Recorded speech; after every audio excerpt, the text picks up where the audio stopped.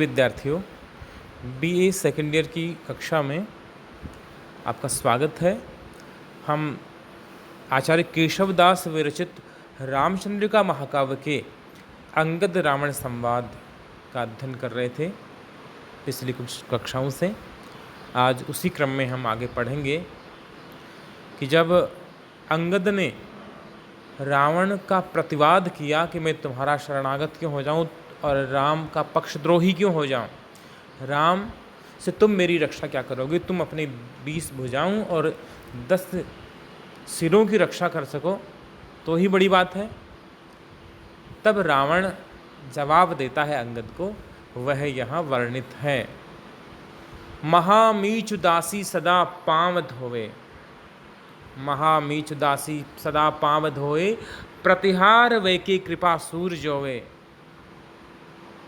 और क्षपानाथ लीने रहे छत्र जाको, करेगो कहाँ शत्रु सुग्रीव ताको। रावण अंगद से कहता है कि महामीचु, मीचु यानी मृत्यु, महामृत्यु जो काल है वह दासी सदा पांव धोवे।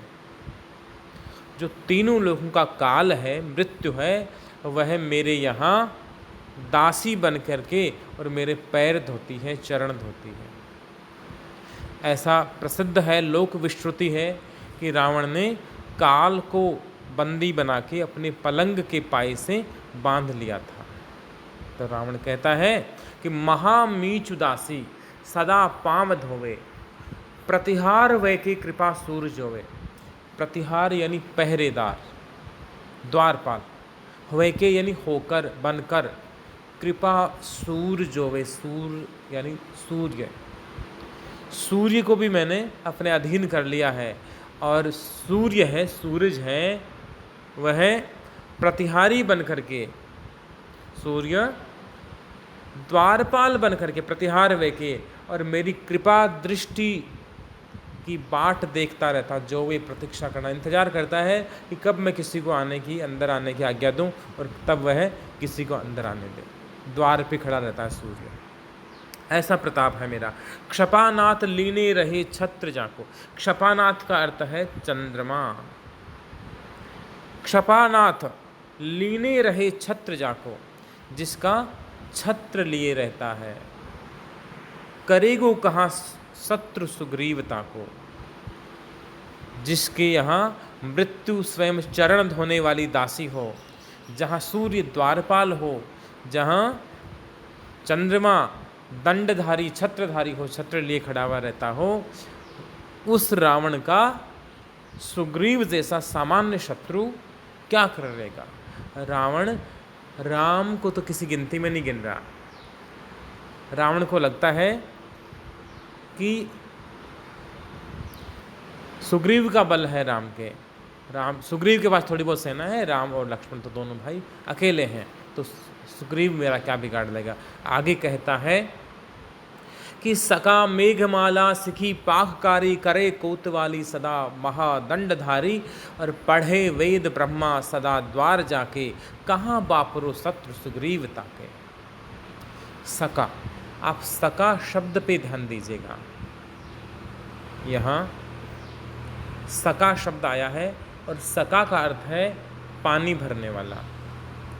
सका मेघमाला, जो मेघमाला है, बादल हैं, वो मेरे यहाँ सका, सका पानी भरने वाले हैं, जिनको जलधारी कहा जाता था राजाओं के यहाँ, जो जल की झारी को धारण करके चलते थे, पानी भरने का काम करते थे। सका मेघमाला सिखा पाककारी, सिखी पाककारी, शिखी नाम है अग्नि का, आग का, आग की शिखा होती है, ऊपर चोटी होती है, लपट होती है आग की, इसलिए आग का नाम है शिखी। पाककारी यानी पाक कला विशेषज्ञ यानी रसोईया।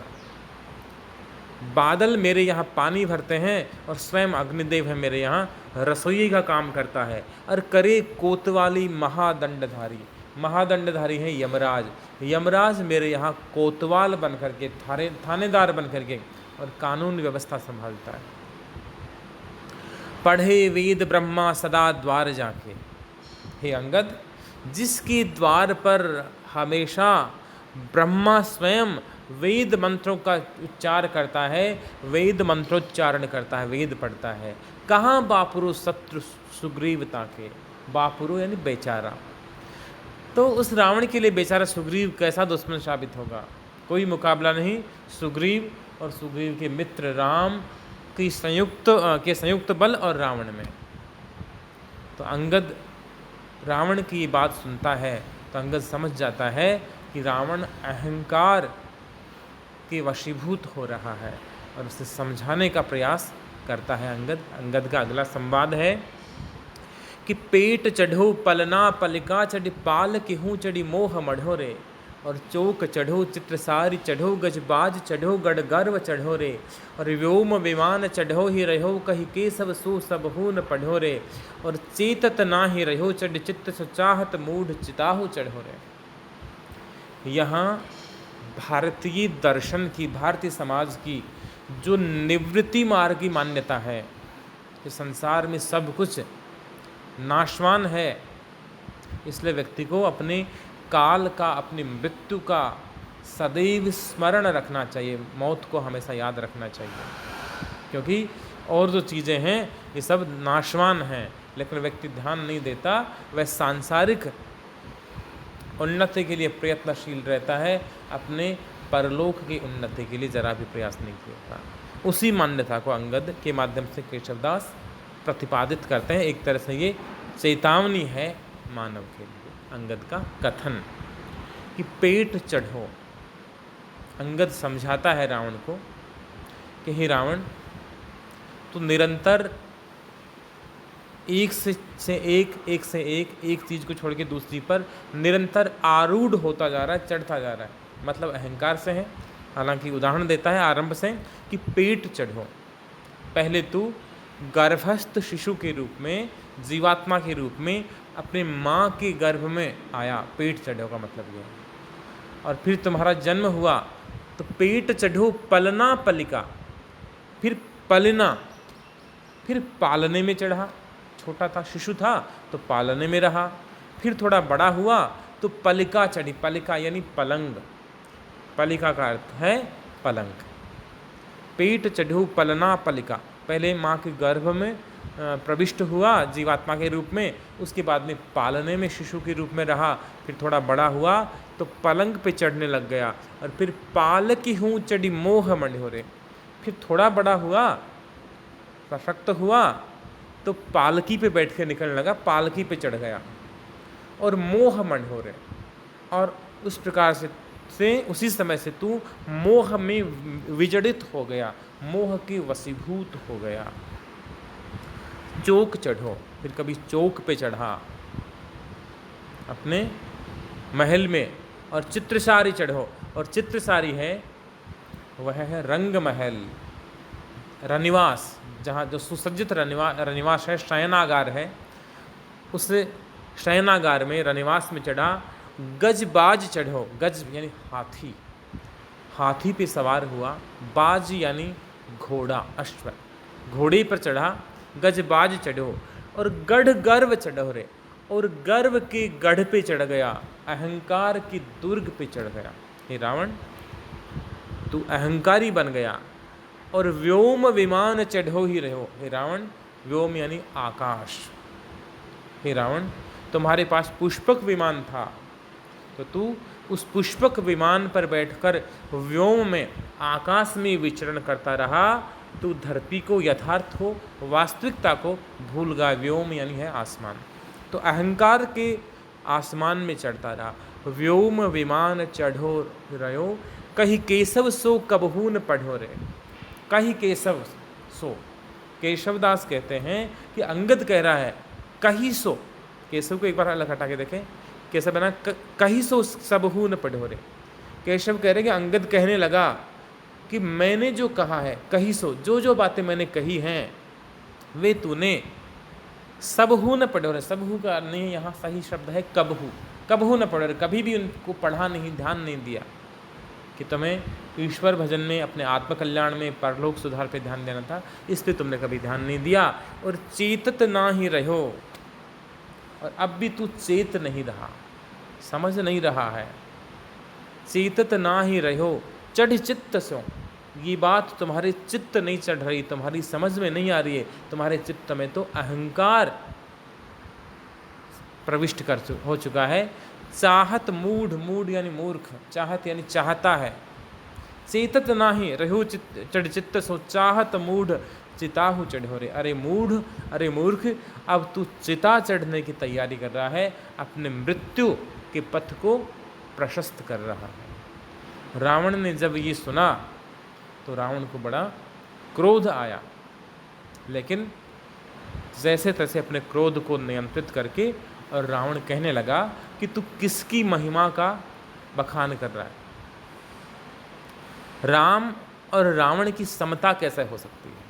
मैं लंकेश हूँ, मैं त्रिभुवन विजेता हूँ, और राम के पास क्या एक वनवासी राजकुमार है जो जिसकी स्त्री को मैंने चुरा लिया, अपहरित कर लिया, और वह स्वयं दीनहीन होकर भटक रहा है, वानरों की सहायता ले रहा आदि आदि। तो रावण कहता है कि निकार्यो जो भैया लियो राज जाको। निकार्यो जो भैया, जिसको भैया ने, अपने भाई ने निकाल दिया, और भाई ने भी बड़े ने नहीं, छोटे भाई ने। ये बड़ा था, इसमें कोई योग्यता नहीं थी, कोई कुवत नहीं थी।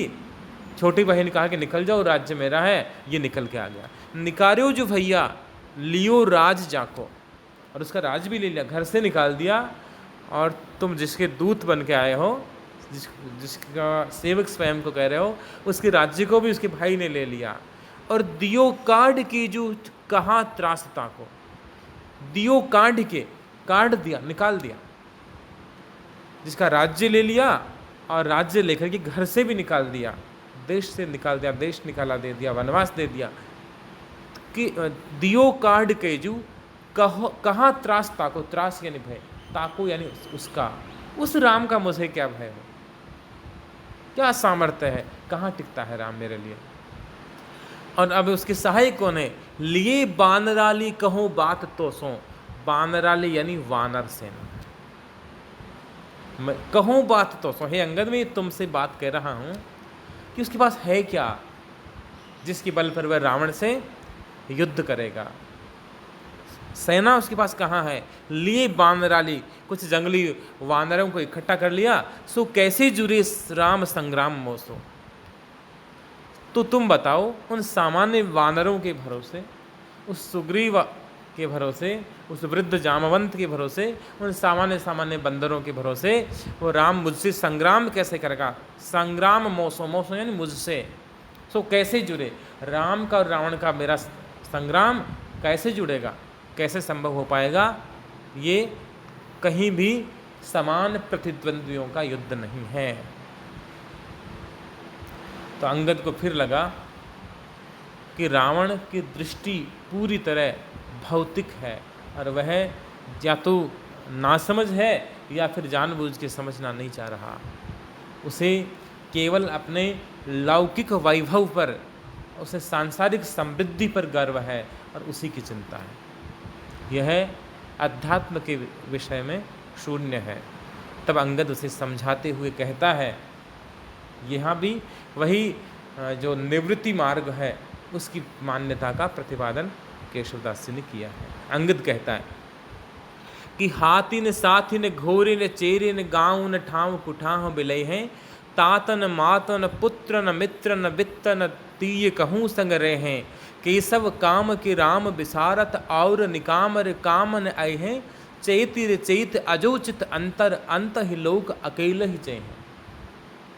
अंगद रावण को समझाते हुए कहता है कि माना कि तुम्हारे पास बड़ी गज सेना है, हाथियों की सेना है, तुम्हारे बहुत सारे साथी हैं, घोड़े हैं, तुम्हारे पास सेवक होंगे, बहुत सारे गांव नगर राज्य तुम्हारे अधीन होंगे, लेकिन ये चीज़ें तुम्हारे साथ नहीं चलने वाली हैं।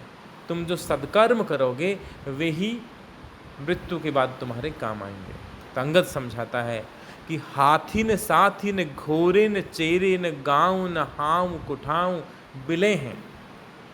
हे रावण, हाथी न तो हाथी, और साथी न साथी, घोरे न ही घोड़े, चेरे न चेरे यानी सेवक, तुम्हारे जो नौकर चाकर हैं वे भी नहीं, और गाउन, तुम्हारे ये जो अधीन गांव हैं, प्रदेश हैं तुम्हारे जीते हुए, हाउ यानी यहीं, कुठाऊं यानी बुरे स्थान पर, बिले हैं विलीन हो जाएंगे। ये हाथी, ये साथी, ये घोड़े, ये चेहरे, ये गांव, सब कुछ यहीं किसी कुठोर पर पता नहीं कब तुमसे छिन जाएंगे, सब कुछ यहीं रह जाएगा। तुम्हारे पिता, तुम्हारे दादा, तुम्हारे नाना, परनाना, परदादा, तुम्हारे पूर्वज भी इसी प्रकार कहते होंगे कि हम शक्तिशाली हैं, हम राजा हैं, हम साम्राज्य के अधिपति हैं, लेकिन आज वे नहीं हैं, और ये ज़मीन यहीं पड़ी है, ये महल यहीं पड़े हैं, ये राजकोष यहीं पड़ा है। तुम्हारे साथ भी यही होगा। और हाथी साथी, घोड़े, नौकर चाकर इत्यादि नहीं, बल्कि तातन मातन मित्र न बित्तन तीये कहूँ संग रहे हैं।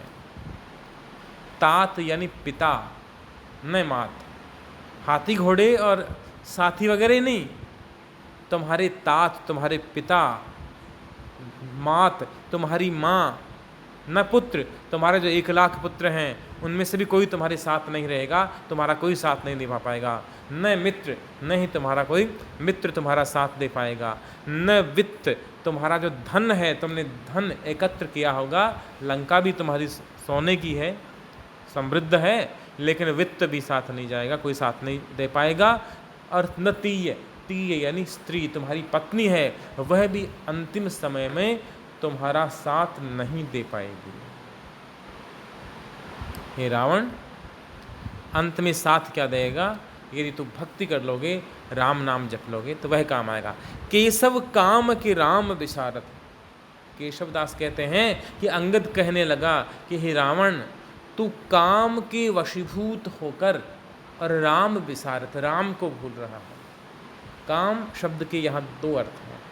एक तो सामान्य अर्थ में काम वासना, कि तू काम वासना के वशीभूत होकर तुमने पराई स्त्री पे, सीता पे कुदृष्टि डाली, और उसी की वशीभूत उस मोह में ग्रसित है, सीता जी को सह सम्मान वापस नहीं लौटा रहा। दूसरा काम का एक सामान्य अर्थ है जो ज़्यादा व्यापक है, कि तुम केवल सांसारिक कामनाओं में, कि मैं इसे जीत लूँ, मैं इसे हरा दूँ, मैं ये प्राप्त कर लूँ, मैं ये कर लूँ, ये कर लूँ, इन सारी सांसारिक कामनाओं में उलझ करके और राम विसारत, राम नाम जपना, भक्ति करना भूल रहे हो।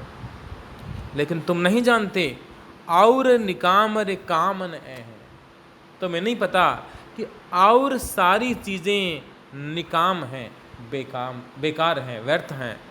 काम नए हैं, कोई भी चीज़, तुम्हारा ये साम्राज्य, तुम्हारी ये धन दौलत, तुम्हारे ये पुत्र, तुम्हारे ये नाती पोते, तुम्हारे ये जो बड़े बड़े सैन्य दल, तुम्हारी ये समृद्धि, धन दौलत, ज़मीन जायदाद, महल, कुछ भी काम नहीं आएगा।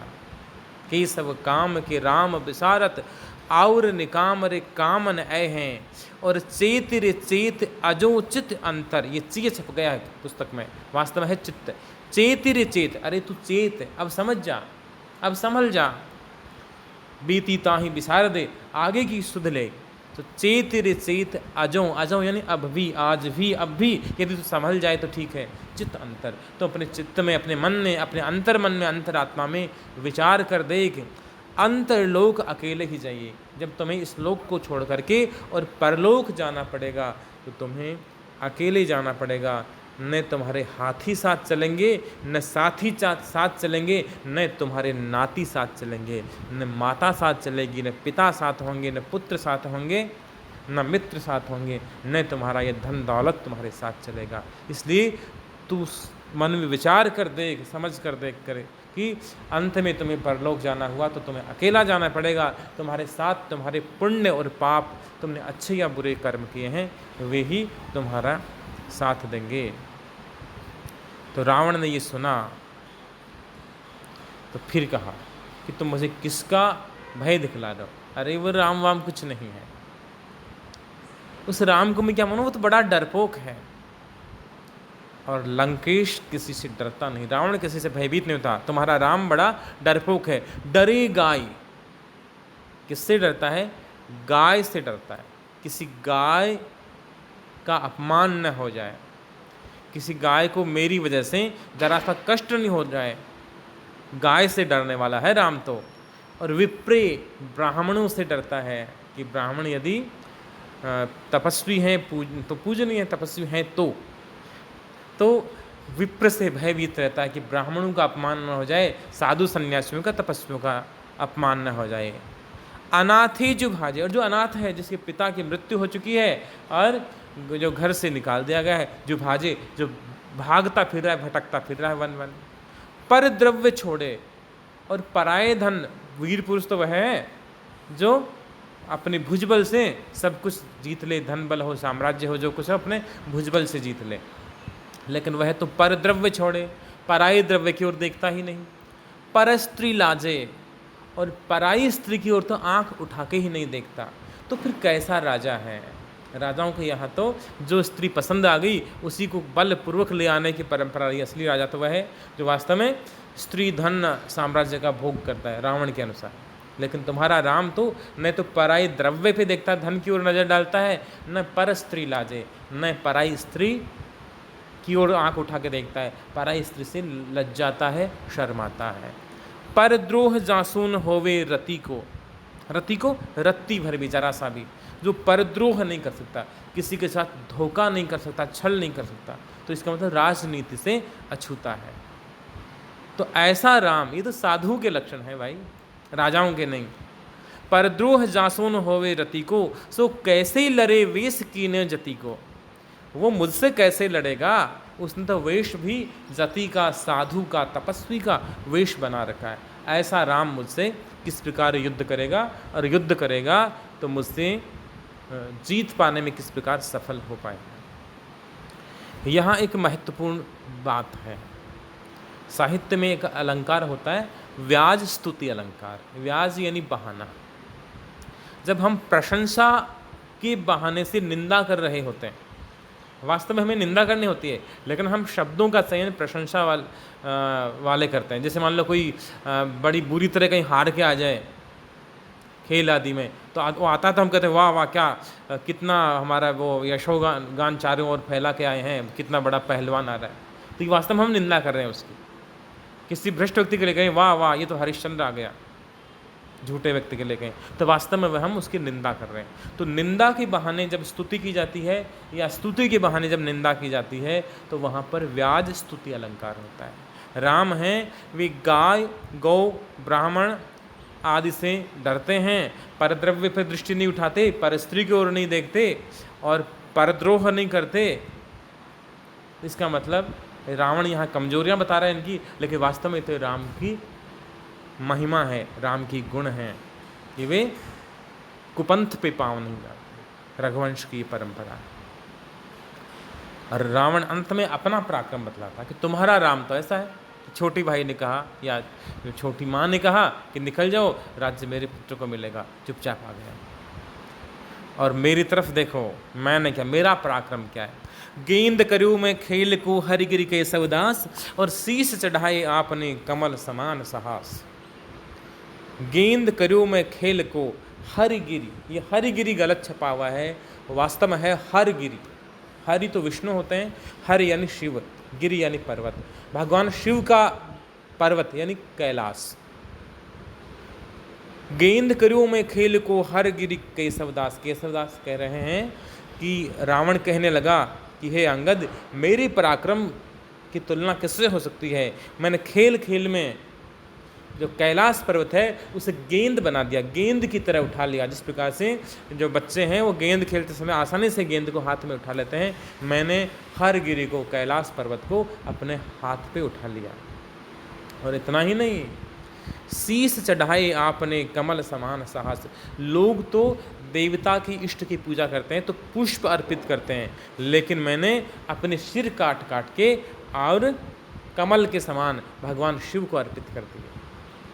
तो सोचूं मैं कितना बड़ा भक्त हूँ, कितना बड़ा साधक हूँ, और कितना पराक्रमी हूँ। तो मेरे और राम में कोई तुलना नहीं हो सकती। हम दोनों का युद्ध है, ये पहले बात असंभव है, और यदि होता है, घटित होता है, तो इसमें रावण की जीत ही, विजय ही सुनिश्चित है, ऐसा रावण कहता है। इस बात का अंगद पे क्या प्रभाव पड़ता है और अंगद क्या प्रत्युत्तर देता है, ये हम अगली कक्षा में पढ़ेंगे। धन्यवाद।